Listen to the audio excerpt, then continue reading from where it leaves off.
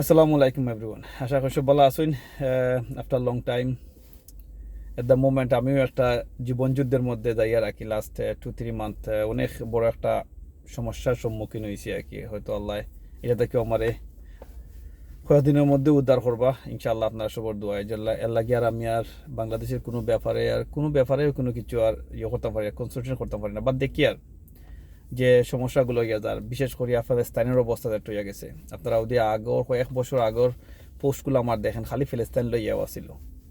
ফিলিস্তান লইয়া এরকম পোস্ট হইতে এখন মানে মনের মধ্যে এরকম অবস্থা হয়ে গেছে আর কি, যে আমরা মুসলিম যে কমিউনিটি বা আমরা মুসলিম যে দেশগুলো আছে বড় বড়, এটার উপরে একটা ঘৃণা আইছে যে আমরা ইমানই দায়িত্বটাকে আমরা হরিয়া ইয়া আমরা খালি আমরা নিজের স্বার্থটা বুঝবাই, নিজের দেশের চিন্তাধারা করি আর নিজের ফ্যামিলি নিজের ইয়ে করে একটা করা গিয়ে আমরা বর্তমানে এখন কেউ আর ইউনিটি তারা রয়েছে না। যাই হোক, পরে আইলো পাকিস্তানের ব্যাপার। পাকিস্তানের একটা মাত্র লিডার, যে একটা আমার সবচেয়ে প্রিয় লিডার হইল Imran Khan. Two B honest, আমিও আপনারা সবার সামনেও কইলাম একটা, তার পাকিস্তানের যেভাবে হে বেচারা সাজাইছিল ইংল্যান্ড থেকে, এত একটা আয়েসি লাইফ সারিয়া গিয়া পাকিস্তানের তার নিজের দেশের লাগিয়া যে বাটে গিয়া ডালাওভাবে সাজাইছিল পাকিস্তানটারে। আপনার ওই দেখেন এবং COVID-19 টাইমের ভিতরেও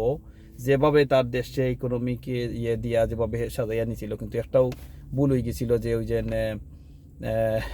অ্যাবসলিউটলি নট আমেরিকারে জায়গা দিত না হওয়ায় গিয়া আইস তার উপরে এত বড় একটা সমস্যা এখনো বিচারা যাইল। যাই হোক, আল্লাহ তার এদিন হেফাজত করবা। ফলো করতাম, পাকিস্তানি পলিটিক্স পর্যন্ত ফলো করছি। এটাতেও দেখা গেছে যে এন্ড অফ দ্য ডে গিয়া এখনও তো জেলও এতদিন ধরিয়া একটা নিরহ মানে নিরহ হইতাম না, একটা তার কোনো ক্রাইম নাই, যে বিচারা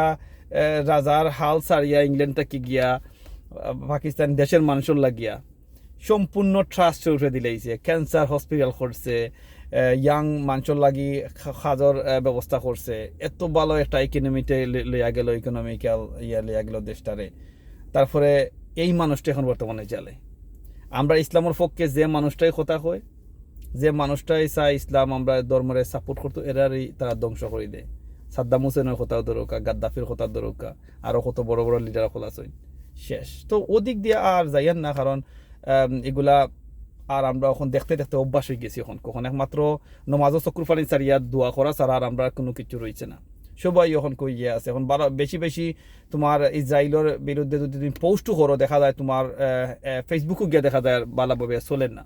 তো এটা আমি নাই খালি সবরও ও সমান অবস্থা। যাই হোক, এটা গেল। এখন বাংলাদেশের প্রসঙ্গে ভাইয়েন রে, আপনারা আমি অনেকবারও হয়েছি যে যেটাও মিস্টেক হইবার হইছে, আমরা আগে 16 বছরও কিতাব হইছে না হইছে তো আমরা সবুর জানা। এমন অবস্থা গেছে যে মানুষের গেছে শোনা গেছে যে ঘুষ সুদ, তারপরে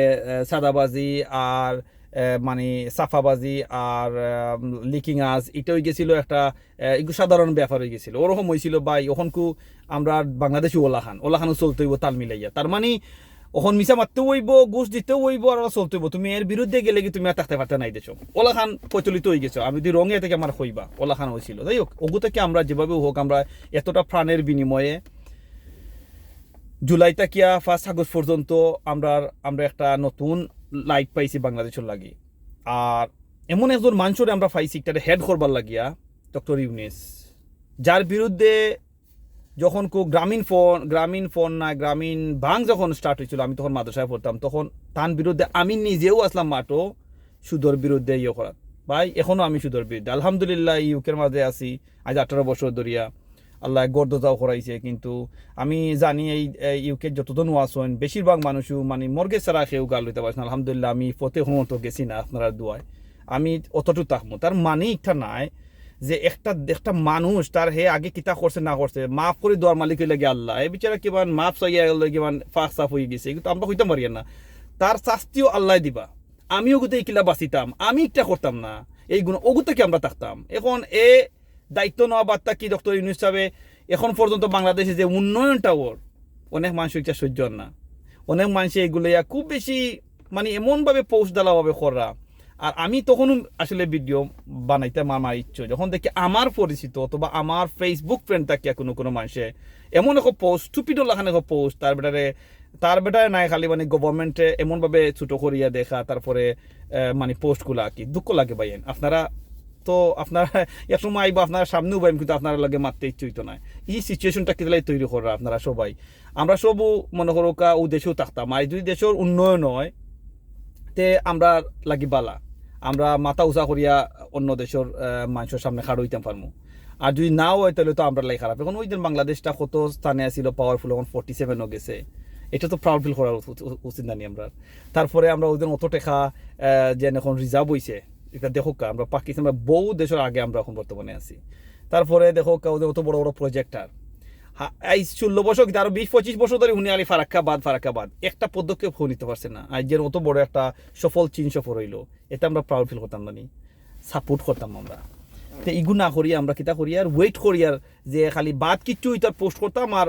এর এগেনিস্ট আমরা লামি দিতাম মাটো বুঝছো বাংলাদেশ বালাভাবে যা যাইতে দো যেদিন গিয়ে বাদ অবশ্যই যাইব তখন লাম্বাই নেই সব আমিও তোমাদের লাগে থাকবো তার লাগি নাই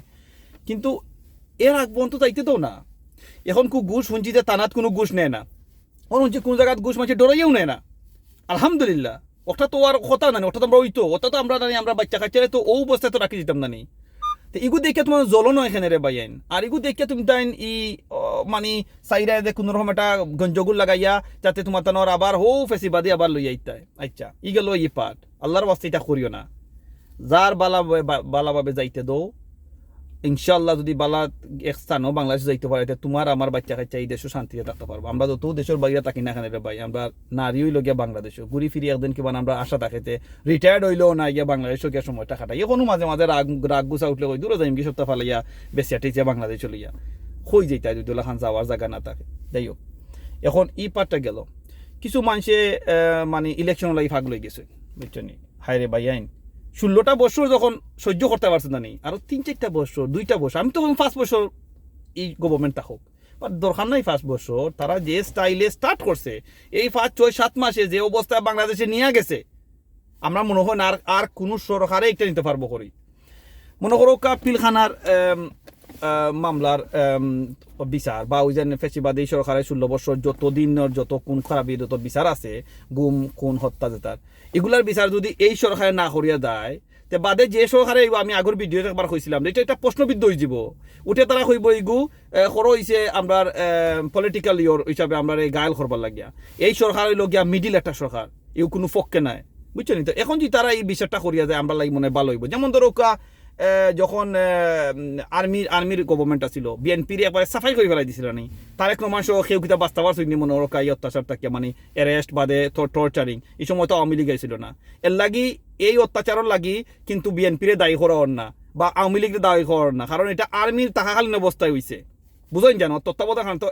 এই যে একটা জিনিস এই জিনিসটা যদি এখন একটা না করা হয় বাদে কি বিএনপি বিচারটা করে তাহলে সম্পূর্ণ বিচারটা হয়ে যাবে প্রশ্নবিদ্ধ কারণ তারা কইব যে আওয়ামী লীগের শেষ করবার লাগি বিএনপিও কামটা করে তে একটু সবুর করো রে ভাই আইনছো ভাই ও দেশটা ভালোভাবে যাও আলহামদুলিল্লাহ হওয়ার সবুর করো ওয়েট করো এতদিন যখন খুব ধৈর্য ধরতে পারছো আরো 2-1 বছর ধৈর্য ধরো ডক্টর ইউনুসে যে স্টাইলে দেশটারে লইয়া যাইতো স্যার নানি ইনশাল্লাহ আমরা বেশি দিন অপেক্ষা হওয়া লাগতো না এই বাংলাদেশের একটা সুখবর আইব বুঝছো নি আমরা তো কত ইচ্ছে এখন বা কিতা কইতাম আপনারা যে এখন এতদিনের বোকা এখন হফতে গিয়া মানে পাওয়ারও গিয়াও যা লুটালুটি লিতায় তা করা যাই না রে ভাই না লোকাল করি আমার লোকাল ভাই বোনের কইয়া ইয়াং মানুষ সকল আমি শুনছি যে আপনারা বাক্কা বিচার আজগারও খুব বেশি ইনভলভ হইরা very good I am happy আপনারা সৰুকা বাট একটু দেখে শুনিয়া বিচারটা করবা আল্লাহ ডরাইবা বিচারকর স্থান এক আল্লাহ লাগে খাল কিয়ামতর দিন আর যারা দুইজন মানুষে যখন আপনার গেঞ্জাম হইব আর আপনার ডাকবো আশা করেও ডাকবো যে ন্যায় বিচার পাইতো দুজনের ন্যায় বিচার পাইতো আপনি ওলাখান আপনারা ওলাখান বিচারটা করুন জানো যাতে মনে করুকা সবর দুই সাইটর দেখিয়া ন্যায় বিচারটা দিন জানো ওটাও আমার আশা আপনারা লগেও সবসময় থাকতাম আমার যদি কথাবার্তা ভুল ত্রুটি আপনারা মাফ করে দিবা আর আমার লাগি দোয়া করবে একটা প্রবলেম ফেস করি আর ইনশাল্লাহ এই সাবজেক্টটা নিয়ে আমি কথা কইমু অন্য এক সময় আর কি যে কি একটা সাইট লাগি যাও এরপরে ইনশাল্লাহ সবাই আল্লাহ হেদায়ত করতা আর আমরা বাংলাদেশের লাগি দোয়া করতাম ফিলিস্তিন আমরা সব মুসলমানের লাগে আমরা দোয়া করতাম আসসালামু আলাইকুম ওয়া রাহমাতুল্লাহ।